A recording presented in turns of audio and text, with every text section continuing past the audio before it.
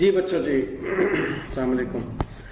हाँ जी, आप इस वक्त एपीविक का क्वेश्चन सॉल्व कर रहे हैं और होमवर्क के तौर पे क्वेश्चन दिया गया था आपको। बताइए कोई इसमें डिफिकल्टी जिसको आप डिस्कस करना चाह रहे हो? Yes sir. जी सर जैसे कि आपने बात भी की थी इस पे स्लो मूविंग स्टॉक के ऊपर, तो इसमें सर अगर हमने एट कॉस्ट पे सेल किया है जी तो उससे सर उसमें मतलब कि जीबी पे इफेक्ट नहीं आना चाहिए। अच्छा, क्योंकि जितने ही हमने हमारी कॉस्ट थी उतनी ही वैसे वालेकुम सलाम। उसी वजह से आप मुझे वालेकुम सलाम बेटे जी जो है ना आपके साथ डिस्कस करता हूँ और कॉन्सेप्ट को आप पकड़िएगा कि हो क्या रहा है, आपका मसला भी उसमें ही हल हो जाएगा। पहला इसमें पॉइंट है, इनफैक्ट वो सवाल की नोयत आपको समझ आ चुकी है कि क्वेश्चन क्या कह रहा है कि हमने gross profit percentage, net profit percentage, current ratio, stock turnover in times, return on non current assets and quick ratio पर इसके इम्पैक्ट देखने हैं इन तमाम ट्रांजैक्शंस के। तो Epivic Limited is considering to take some of the following measures during the last week of the year ending 31st March 2021 in order to show better financial performance. Last week में उसने ये steps लिए हैं। पहला, pay balance of a major supplier from bank overdraft facility and avail 5% discount. ये बात मैंने बड़ी डिटेल से डिस्कस कर ली थी, इसमें तो कोई इशू नहीं है आपको कि आप सपोजली एक 100 रुपये के क्रेडिटर को बैंक ओवरड्राफ्ट के जरिए से पे कर रहे हैं तो आपकी लायबिलिटीज 100 रुपये से कम हो रही हैं क्रेडिटर्स, और आपका ओवरड्राफ्ट लायबिलिटी बढ़ रही है 95 से और 5 का डिस्काउंट मिल रहा है। तो इसके इम्पैक्ट्स आपने देख लिए थे कि क्या आ रहे हैं। नंबर 2 मैंने आपसे डिस्कस नहीं किया था, उसको मैं डिस्कस करता हूँ इंडिपेंडेंटली। यहाँ पर ट्रांजैक्शन नंबर 2 4 मैंने पहले लिखी हुई है, इसलिए 4 जब इसकी टर्न आएगी आपके साथ डिस्कस करूंगा। Two may sell slow moving stock item at a price equal to the cost.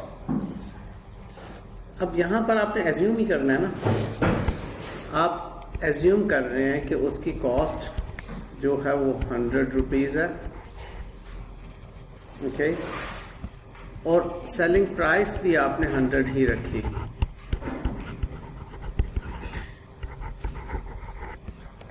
अब इससे अकाउंटिंग इम्पैक्ट देखते हैं कि क्या हुए। कॉस्ट ऑफ गुड्स सोल्ड आपका 100 रुपीज से डेबिट और इन्वेंटरी 100 रुपीज से क्रेडिट। एक ये इसका इम्पैक्ट है जी मिस्ट्रिया, आइए। और दूसरा इम्पैक्ट अकाउंटिंग एंट्री में इसका debtors, debit and sales credit. 100 rupees से ही आपने ये अकाउंटिंग एंट्री भी पास की। ओके, अब करंट एसेट आपके कम हो रहे हैं और करंट एसेट ही ज्यादा हो रहे हैं, इसका मतलब क्या हुआ, करंट रेशो पर तो कोई इम्पैक्ट नहीं है, ठीक है। Gross profit percentage, gross profit percentage, अब आप एज्यूम करेंगे एक बात, आंसर अब ये बहुत इंपॉर्टेंट है आपके लिए। 2 बातें, ग्रॉस प्रॉफिट एब्सोल्यूट, ठीक है, और ग्रॉस प्रॉफिट परसेंटेज। पहले मैं एब्सोल्यूट की बात करता हूं। फर्ज कर लेते हैं कि आपके पास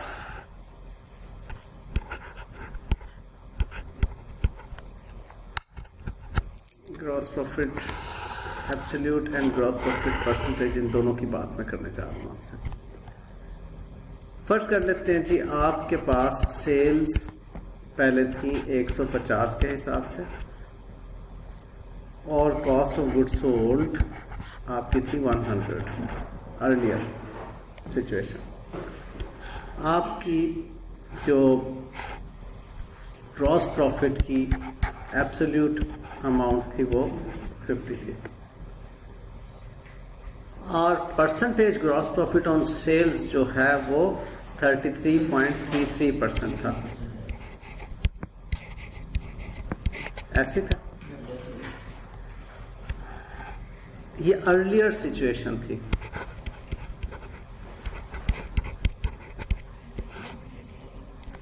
अब आपने करंट जो सिचुएशन है वो देखनी है। आपकी सेल्स में कितनी इंक्रीज हुई है इस अकाउंटिंग एंट्री जो ऊपर आपने पास की है, 100 की। मींस आपकी सेल्स कितनी होगी, 250 की हो गई। और आपकी कॉस्ट ऑफ गुड्स सोल्ड 200 की होगी, 100 प्लस 100, ठीक। और आपके पास जो ग्रॉस प्रॉफिट एब्सोल्यूट टर्म में है उसमें तो कोई चेंज नहीं आई, लेकिन देखें क्या आपकी 50/250 को चेंज बनती है? 50 डिवाइडेड बाय 250 इंटू 100, परसेंटेज क्या है?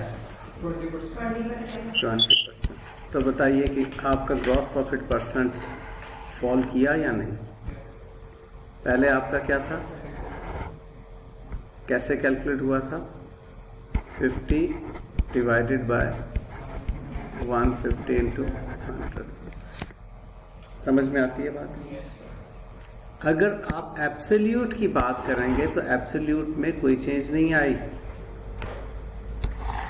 एब्सोल्यूट सेम है, परसेंटेज आपकी फॉल कर गई। अब आप ये देख लीजिए, आपका ग्रॉस प्रॉफिट डिक्रीज किया, नेट प्रॉफिट भी डिक्रीज करेगा। और ग्रॉस प्रॉफिट डिक्रीज कर रहा है, देखें यही दो आपकी ट्रांजैक्शंस है ना, इनके अलावा तो और कुछ भी नहीं है। तो इन दो ट्रांजैक्शंस की वजह से आपकी ग्रॉस प्रॉफिट में नेट प्रॉफिट में सेम फर्क है। उसके बाद current asset divided by current liabilities, कोई फर्क नहीं, क्योंकि करंट एसेट बढ़ा और एक करंट एसेट कम हो गया, टोटल करंट एसेट्स में तो कोई फर्क नहीं आया। फिर स्टॉक टर्नओवर रेशो, आपकी इन्वेंटरी डिक्रीज कर रही है। इन्वेंटरी होती है स्टॉक टर्नओवर रेशो में डिनोमिनेटर में, डिनोमिनेटर डिक्रीज करेगा तो स्टॉक टर्नओवर रेशो बढ़ जाएगी, ठीक है। तो ये इसलिए स्टॉक टर्नओवर रेशो आपकी इंक्रीज होगी। फिर उसके बाद return on non current assets. Return on non current assets क्या है? Operating profits divided by the non current assets, यही है यहाँ पर इसकी। सर जी जी बोलिएगा। सर जो स्टॉक टर्नओवर रेशियो है उसके ऊपर भी तो cost of sale over inventory है ना, तो कॉस्ट ऑफ सेल भी तो 100 ही है और इन्वेंटरी भी 100 से कम हो रही है। कॉस्ट उसको देख लेते हैं। एग्जैक्टली आप सही कह रहे हैं, उसको आप देख भी ले तब भी आपका ये आएगा। देखें आपकी पहले सपोजली आप कहते हैं इन्वेंट्री आपके पास पहले थी, अर्लियर इन्वेंट्री, अभी इसका जवाब देता हूँ। से कि अर्लियर इन्वेंटरी आपके पास थी 300 रुपये की, और earlier cost of goods sold आपने अभी जो वर्कआउट की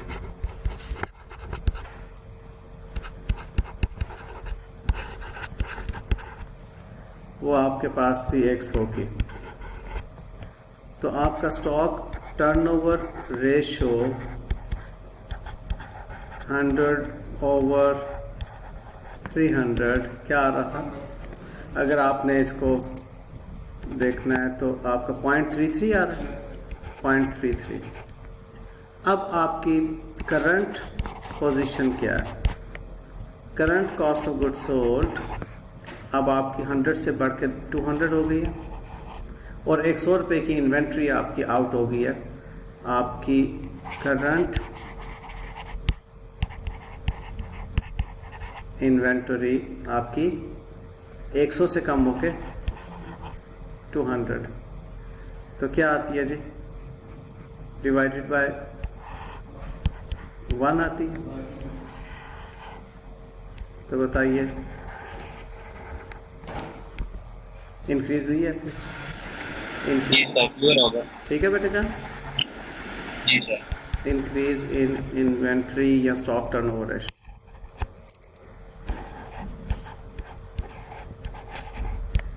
ओके वेल, अब हम देख रहे हैं प्रॉफिट बिफोर। आपके प्रॉफिट पे कोई फर्क, एब्सोल्यूट प्रॉफिट पे कोई फर्क नहीं पड़ा। आपके ग्रॉस प्रॉफिट एब्सोल्यूट पे कोई फर्क नहीं पड़ा, आपके नेट प्रॉफिट एब्सोल्यूट पे कोई फर्क नहीं पड़ा, आपके profit before interest and tax जो एब्सोल्यूट अमाउंट है उस पे कोई फर्क नहीं पड़ा, और नॉन करंट एसेट पे भी कोई फर्क नहीं पड़ा। इसलिए आपकी रिटर्न और नॉन करंट एसेट पे तो कोई इम्पैक्ट नहीं आ रहा। फिर आता है आपका क्विक रेशो। अब क्विक रेशो में क्या हुआ? क्विक रेशो में आप इन्वेंट्री को शामिल नहीं करते, बाकी करंट एसेट्स आप लेते हैं। अब हम देख रहे हैं कि इन्वेंट्री को आपने रिड्यूस किया है, ठीक है, उसका कोई इम्पैक्ट नहीं आ रहा, इन्वेंट्री तो हमने करनी नहीं थी। डेटर्स आपके इंक्रीज हुए हैं, क्विक एसेट्स में इन्वेंट्री तो शामिल होती ही नहीं है, डेटर्स आपके इंक्रीज हुए हैं, करंट लायबिलिटीज सेम है, तो आपकी इंक्रीज कर जाएगी क्विक रेशो। मुझे बताइए किसी बच्चे को कोई पॉइंट इसमें अगर क्लियर नहीं है तो उसे हम डिस्कस कर लें। इफ क्लियर तो मैं ट्रांजैक्शन नंबर 3 की तरफ आपको लेकर चलता हूँ।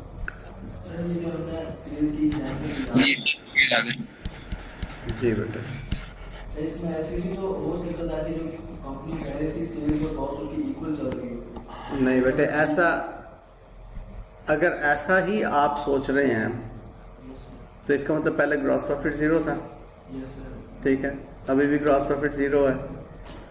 तो आप ऐसा ना सोचें, आप अपने इस कंडीशन को देखें कि ये वाली सिर्फ जो ट्रांजैक्शन है, सॉरी, ये वाली ट्रांजैक्शन एक स्लो मूव, क्या सारी आपकी स्लो मूविंग थी? आपने अगर सोचना है तो आप लॉस को सोच लें कि पहले लॉस था, लेकिन अगर आप ऐसे सोचेंगे तो गड़बड़ी इसलिए हो जाएगी कि वो तो ग्रॉस प्रॉफिट की बात कर रहा है कि पहले जरूर कोई ना कोई ग्रॉस प्रॉफिट परसेंटेज है। ठीक वाला कॉन्सेप्ट क्लियर हुआ है या अभी भी आप डामाडोल है? मतलब पहले से ऑलरेडी माना है तो जो ऑब्वियसली पे करना चाहिए। अगर से बात क्यों शुरू किया आपने? सर मैं ये सोच रहा था कि अगर मतलब गलत सोच रहे हैं ना बेटे। कह रहा ग्रॉस प्रॉफिट परसेंटेज में क्या चेंज है, इसका मतलब पहले ग्रॉस प्रॉफिट है कोई ना कोई, तो आपका ज़हन उस तरफ क्यों जा रहा है कि पहले से ग्रॉस प्रॉफिट नहीं है? फॉलो करके हाँ अपने ज़हन को दुरुस्त सिमत में लेके जाइए ना। ओके जी, नंबर 3 कहता है recover debtors balance by offering cash discount 10%। आपने डेटर्स से कैश रिकवर किया, अकाउंटिंग एंट्री आपने पास की, कैश डेबिट 90 से, डिस्काउंट डेबिट 10 से, और डेटर्स 100 से क्रेडिट। मुझे बताइए पहले इस अकाउंटिंग एंट्री पे आप कन्विंस्ड हैं या नहीं? अब इससे क्या हुआ कि आपके कैश करंट एसेट में इंक्रीज है, डेटर्स करंट एसेट में डिक्रीज है, यानी कि करंट एसेट्स आपके 10 रुपए से कम हो रहे हैं, ठीक है। अब जब करंट एसेट कम होंगे तो आपकी करंट रेशो इंप्रूव होगी या फॉल करेगी? फॉल करेगी, ठीक है। उसके बाद डिस्काउंट, आपका डिस्काउंट अलाउड सेल्स में से माइनस होगा, आपकी सेल्स कम होंगी, ग्रॉस प्रॉफिट कम होंगे, ठीक है। वो ग्रॉस प्रॉफिट की परसेंटेज ऑन सेल्स पे क्या इम्पैक्ट आएगा? सेल्स कम हुई है, ग्रॉस प्रॉफिट कम होगा, और आपका percentage on gross profit.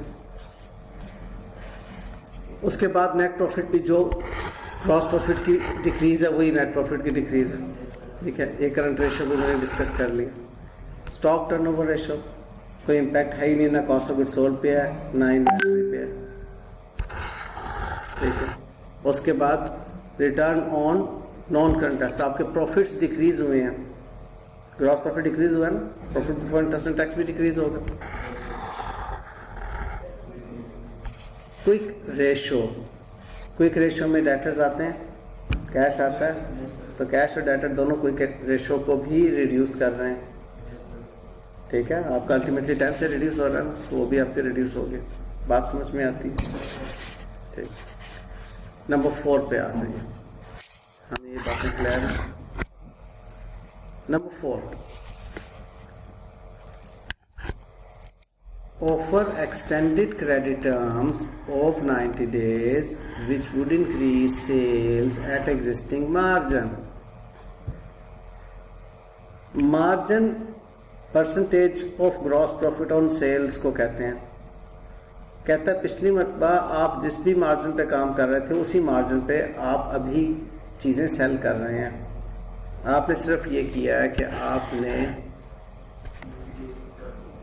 Credit terms जो है बढ़ा दी हैं, 90 दिन कर दी हैं। अब इससे आपकी सेल्स कह रहा है इंक्रीज होंगी, will increase sales. Sales increase होंगी, आपके डेटर्स भी इंक्रीज होंगे। ठीक है, मार्जिन प्रॉफिट का सेम रहेगा, सेल्स इंक्रीज होंगी, आपका ग्रॉस प्रॉफिट इंक्रीज होगा। लेकिन क्या परसेंटेज ऑफ ग्रॉस प्रॉफिट पे कोई फर्क पड़ेगा?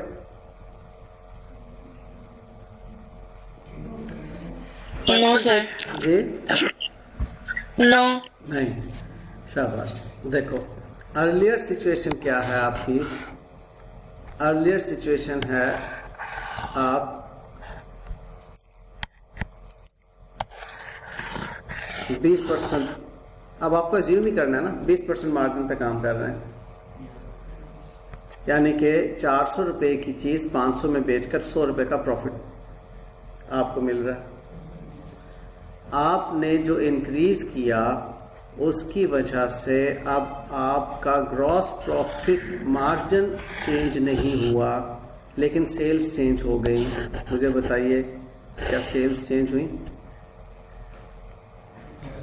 बढ़ गई, और आपका ग्रॉस प्रॉफिट भी बढ़ गया, लेकिन मार्जिन में तो फर्क आया, जिसकी वजह से अल्टीमेटली आपके प्रॉफिट्स बढ़ गए। ठीक है, ये प्रॉफिट्स बढ़ गए। अब आपके अगर प्रॉफिट्स बढ़ रहे हैं तो आपके प्रॉफिट आफ्टर टैक्स भी बढ़ेंगे। ठीक है, अच्छा, अब एक बात कह रहा है कि इसके करने से क्या हुआ, बस एक्सेसिव मार्जिन की बात करो और कोई बात नहीं करो। अच्छा, अब आपने इम्पैक्ट्स देखने हैं। ग्रॉस प्रॉफिट परसेंटेज कोई फर्क नहीं पड़ा, नेट प्रॉफिट परसेंटेज कैसे आपका बढ़ गया? सर जो एक्सपेंस थे वो उतने ही रहे ना, तो इसकी वजह से नेट प्रॉफिट इंक्रीज होगा। ठीक है, आपके एक्सपेंसेस में कोई फर्क नहीं आया, आपके जो एक्सपेंसेस थे वो वही रहे, जो फिक्स्ड एक्सपेंस है सपोजली वो वही रहा। अगर आप समझें कि आपके वेरिएबल एक्सपेंस चेंज होंगे, यहाँ पर एक बहस बनती है कि सर वेरिएबल एक्सपेंस तो चेंज हुए। मैं कहता हूँ ठीक है, वेरिएबल एक्सपेंस को चेंज कर दें। सपोजली आपके variable expense 10% of the sales हैं, आपके variable expense 10% of the sales 500 का 10% थे, अब जो है वो 10,000 का 10% होंगे। तो वेरिएबल एक्सपेंस तो चेंज हुए, लेकिन फिक्स्ड कॉस्ट में तो कोई चेंज नहीं आई ना।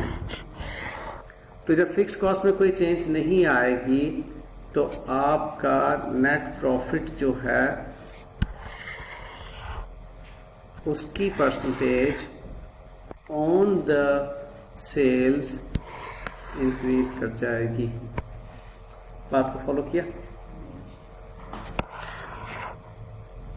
ये बहुत इंपॉर्टेंट सिनेरियो है, ना समझ आने पर मुझसे दोबारा पूछिए।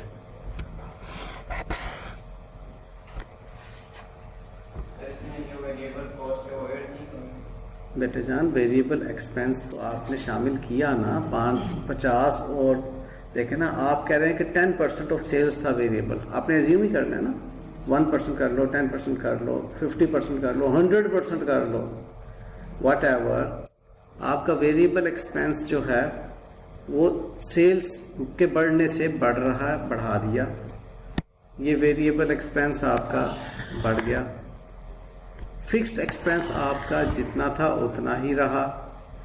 टोटल एक्सपेंस आपका 60 और 10 हो गया। नेट प्रॉफिट अब आपने कैसे कैलकुलेट करना है, ग्रॉस प्रॉफिट में से आपने टोटल एक्सपेंसेस को लेस करना, ऑपरेटिंग एक्सपेंसेस को। 100 में से 60 को लेस किया 40 आ गया, 200 में से 1010 को लेस किया 990 आ गया। अब आप इसकी परसेंटेज देख लो, 40 की 500 पे परसेंटेज देख लो क्या आती है,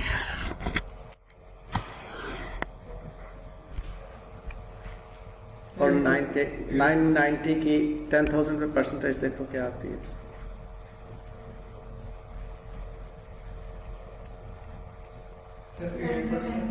ठीक है, तो इसका मतलब है कि आपकी नंबर 4 प्रॉफिट परसेंटेज। सर इसका मतलब ये कि हमारा प्रॉफिट कम हुआ लेकिन प्रॉफिट परसेंटेज हमारा इंक्रीज हो रहा है। प्रॉफिट भी कहाँ कम हो रहा है बेटा,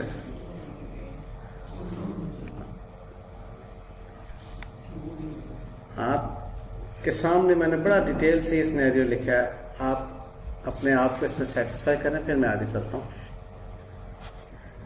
कि आपकी करंट रेशो और क्विक रेशो और रिटर्न ऑन टोटल एसेट्स। तो करंट रेशो पे क्या फर्क पड़ रहा है आपका, आपके डेटर्स बढ़ रहे हैं, ठीक है, और दूसरी तरफ आपकी इन्वेंट्री कम हो रही है, लेकिन इन्वेंट्री कॉस्ट पर कम हो रही है, डेटर्स आपके सेलिंग प्राइस से बढ़ रहे हैं, तो इंक्रीज इन करंट एसेट्स ज़्यादा है ना, करंट लायबिलिटीज पे तो कोई इम्पैक्ट नहीं है, लिहाजा आपका करंट रेशो इंक्रीज होगा। इन्वेंट्री को हम बिल्कुल भी नहीं देखते क्विक रेशो के अंदर, सिर्फ करंट एसेट्स में आप क्विक एसेट्स में आप डेटर्स को देखें वो भी इंक्रीज हो रहे हैं, तो आपकी क्विक रेशो भी इंक्रीज होगी। अब आ जाती है बात आपके प्रॉफिट्स की, प्रॉफिट आपके बढ़े और total assets, return on total assets ये कैलकुलेट करना है ना आपने, non current assets, sorry, return on non current assets. तो आपके नॉन करंट एसेट्स पे कोई फर्क पड़ा नहीं, कोई फर्क नहीं पड़ा, आपके तो डेटर्स और इन्वेंट्री पे इम्पैक्ट आ रहा था, तो इसका मतलब प्रॉफिट बढ़ गया, आपका न्यूमरेटर बढ़ गया, आपकी ये भी इंक्रीज हो जाएगी। Followed 100% clear. अब नंबर 5 पे आ जाइए। 5 में वो कहता है कि dispose of some non current assets at gain. इसका सिनेरियो बना लीजिए, ट्रांजैक्शन नंबर 5 का सिनेरियो। आपने कैश रिसीव किया, फर्ज कर लें 105, आपके नॉन करंट एसेट्स थे 100 के, और प्रॉफिट ऑन डिस्पोजल आपके पास हुआ 5। अब इस सिनेरियो को इंटरप्रेट करते हैं, हमारे करंट एसेट्स में इंक्रीज हो रही है, लिहाजा हमारे क्विक रेशो भी इंक्रीज होगी और हमारी करंट रेशो भी इंक्रीज होगी। हमारे प्रॉफिट ऑन डिस्पोजल में इंक्रीज हो रही है, क्या इससे ग्रॉस प्रॉफिट पे कोई इम्पैक्ट आएगा? नहीं, ग्रॉस प्रॉफिट पे तो कोई इम्पैक्ट नहीं, ना हमारी सेल्स चेंज हो रही है, ना cost of goods sold change हो रही है, ग्रॉस प्रॉफिट पे तो कोई इम्पैक्ट नहीं आएगा। लेकिन हमारा profit before interest and tax increase हुआ, उसकी वजह से हमारा return on non current assets पे इम्पैक्ट आएगा, लेकिन नॉन करंट एसेट्स आपके 100 रुपीज से कम भी हो रहे हैं। अब आप एक सिनेरियो बना लें, अर्लियर आपके नॉन करंट एसेट्स फर्ज कर लें 400 रुपये के थे, और प्रॉफिट आप कहते हैं PBIT आप कहते हैं कि 100 का था, ये सिनेरियो बनाया आपने, आपके पास ये बात बनती है 0.25। अब आपका PBIT इंक्रीज हो गया, आपको अगर लग रहा है कि मैंने वो वाला 100 लिया तो आप इसको 200 कर लें, क्योंकि आप लोगों की बात का तबीयत ख़राब हो जाती है एक सी फिगर देखकर। ठीक है कि सर ये वो वाला 100 तो नहीं था, नहीं। और profit before interest and tax आपका 205 हो गया, और नॉन करंट एसेट में 100 की कमी होकर आपकी 300 हो गया। अब आप देखिए आपके पास 0.68 इंक्रीज हुआ। ठीक है बेटे, ये करंट सिचुएशन है। अब आप इसको देख लीजिए, ग्रॉस प्रॉफिट पे कोई इम्पैक्ट नहीं है, नेट प्रॉफिट परसेंटेज इंक्रीज हुई है, करंट रेशो, स्टॉक टर्नओवर पे कोई इम्पैक्ट नहीं क्योंकि इन्वेंट्री का कोई इशू नहीं था इसके अंदर, return on non current asset हमने अभी वर्कआउट किया, इंक्रीज हुआ है, क्विक रेशो भी आपकी इंक्रीज हुई। जी बच्चों, अब ये एग्जामिनेशन लेवल पर क्वेश्चन है जो कि बड़ा तहम्मुल मिजाजी के साथ करने की बात है। अगर स्टूडेंट इसको देख के परेशान हो गया तो ख़त्म बात। मैं बारहा एक बात कहता हूँ, दोबारा बोलूँगा कि अकाउंटिंग एक इंतहाई लॉजिकल सब्जेक्ट है, इसको रट्टा लगा के इसका बेड़ा गर्क ना करें, ना ही अपना बेड़ा गर्क करें। लॉजिक आपकी नहीं बन रही तो उसको बनाने के लिए मेहनत करें। लॉजिक कैसे बनती है? किसी भी काम को होते हुए ऑब्जर्व करें और उसके डॉट्स कनेक्ट करें कि हाँ ये ऐसा इसलिए ही हुआ है और ठीक हुआ। एक जनरल बात है, इसका अकाउंटिंग से कोई ताल्लुक नहीं है, इसका आम इंसान की जहानत से ताल्लुक है। आम इंसान की जहानत, आप ये बात आम इंसान को भी समझा सकते हैं, उसको थोड़े से आप अकाउंटिंग की बुनियादें बता दें जितनी आपने पढ़ी हुई हैं, उतनी बुनियादें उसको बता दें कि ग्रॉस प्रॉफिट क्या होता है, नेट प्रॉफिट क्या होता है, करंट एसेट क्या होते हैं, नॉन करंट एसेट क्या होते हैं, आगे लॉजिकली वो चीज़ों को कनेक्ट कर देगा।